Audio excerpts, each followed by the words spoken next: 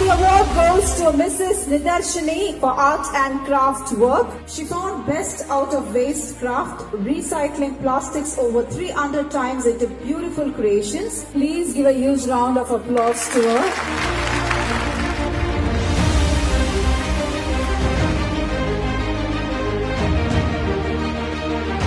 எனக்கு நிஜமே இந்த அவார்ட் கிடைச்சது ரொம்ப ஹாப்பி. ரொம்ப எனக்கு ஏன்னா நான் ரொம்ப நார்மல், என்ன யாருக்குமே எனக்கு எந்த பேக்ரவுண்டும் கிடையாது, ஒன்றும் இது இல்லை.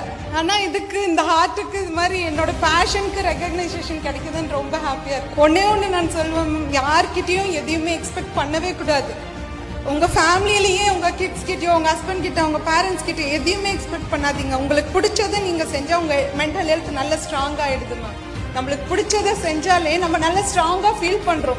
என்னை பார்த்து என்னோட ஃபாலோவர்ஸ் ரொம்ப மோட்டிவேட் ஆகும். நிறைய பேர் கேட்பாங்க, இந்த ஆர்ட்ல கூட இப்படி அச்சீவ் பண்ண முடியும்.